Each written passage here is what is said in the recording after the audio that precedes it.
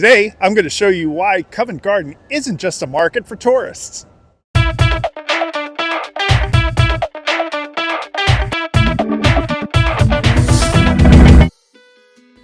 I'll admit, as a resident of London, my idea of Covent Garden is that it's a little overcrowded and a bit too touristy, so I tend to stay away in favor of my preferred local areas. But when I dug a little deeper, I found some really interesting places. When I first came to London, I thought that Covent Garden was only the market. But Covent Garden is the area that stretches from Seven Dials to the Strand north to south, and from Drury Lane to Charing Cross Road from east to west.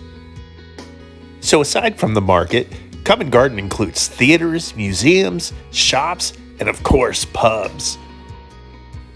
Stay tuned and I'll give you a variety of great pub recommendations for this area. But since the market is what Covent Garden is most well known for, let's start there. In the 13th century, the area was a walled field with orchards and was called the Garden of the Abbey and Covenant. By the mid-1600s, Covent Garden was a small fruit and flower market. Taverns, theaters, and brothels were making the area decline rapidly until 1830, when the main market hall was built to organize and clean up the square. Today, the classic appearance of the market hall remains. Framed by the Jubilee Market, the London Transport Museum, the Royal Opera House, and of course St. Paul's Church. I gotta be honest with you, the market hall is pretty touristy. There's lots of familiar food like Shake Shack and Cafe Concerto, but there's a fair amount of unique food and snack choices too. Like most of the big London markets, there's a mix of stalls and permanent storefronts to explore. Outside the market hall, the main piazza is probably the most familiar part of the market. This is where the street performers draw large crowds with magic, song, dance, and acrobatics.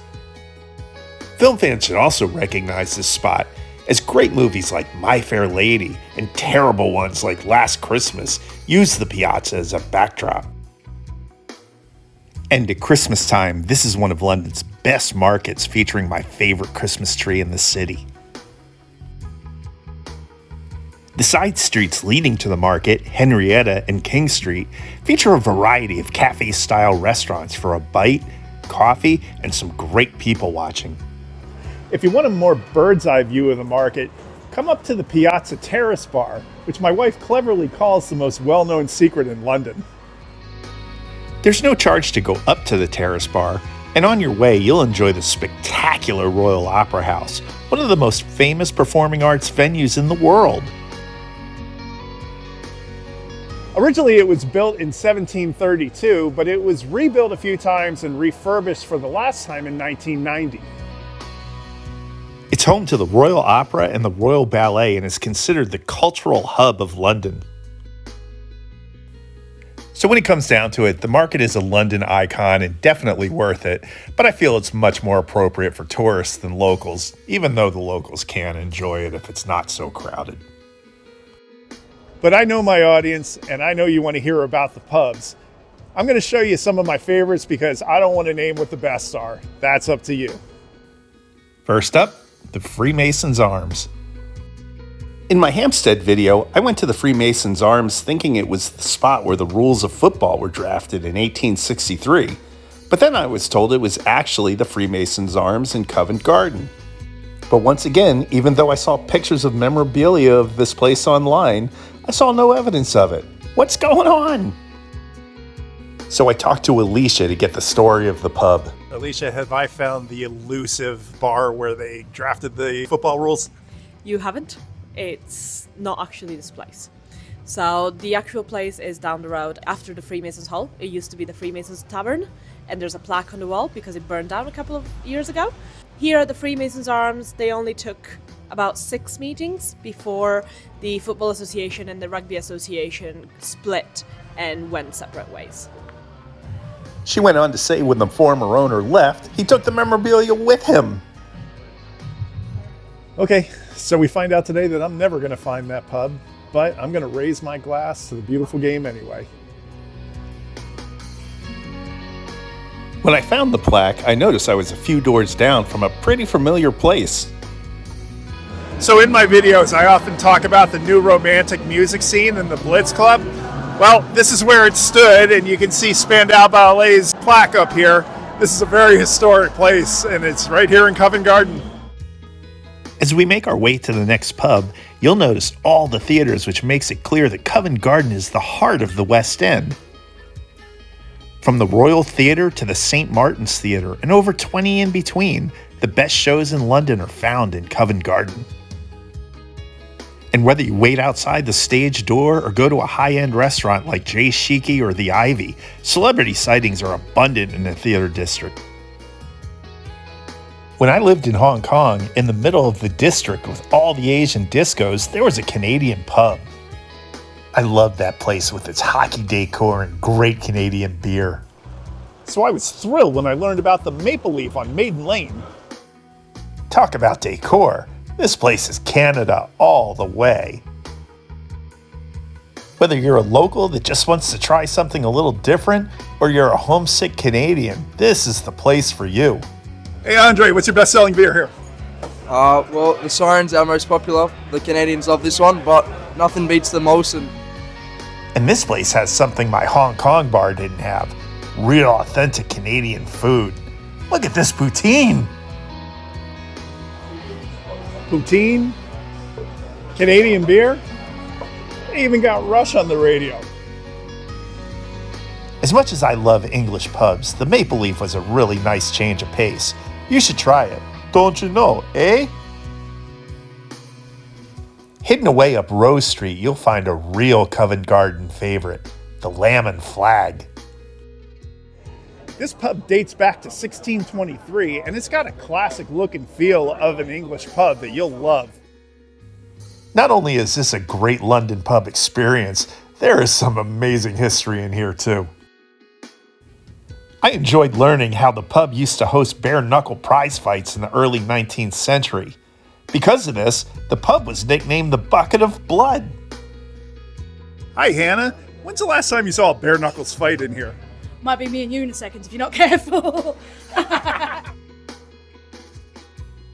Okay, I think I'm just gonna finish my pint and get out of here quietly. We're pretty close to another famous movie stop. Let's go check it out. This little alley should be pretty familiar to those who are fans of the Wizarding World.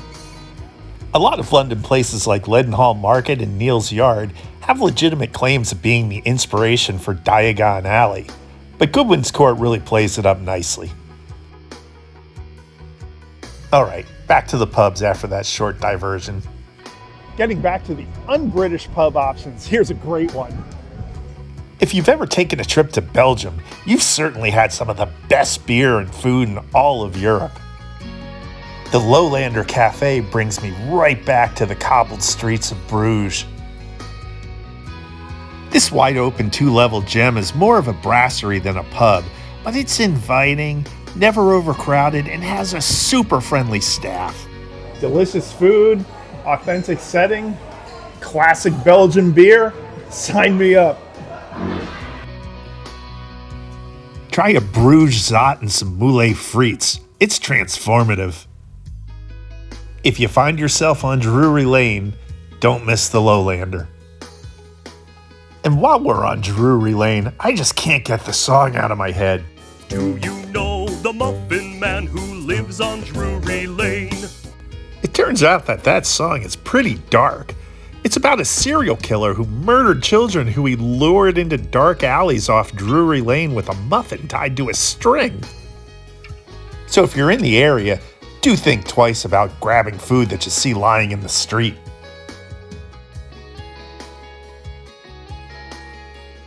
Our last, but certainly not the least of the favorite pubs of Covent Garden is the Harp. The Harp is quintessential London. It's pretty small inside, but you can go upstairs and find a little bit more room. It's frequently voted one of London's best pubs, and they have no problem showing you that. Unlike typical Fuller's pubs, the ale and cider selection changes often, so it's a little different every time you come. The colorful beer mats that decorate the bar and the beautiful stained glass windows give this pub such a great visual appeal. And its relative distance from the market keeps the crowds down even when the market's packed. And now for a little bonus. I have to admit, I didn't intend to include the marquee in this video, but on my way home after finishing filming, I met some nice people who invited me to the pub from the band Sweet Unrest.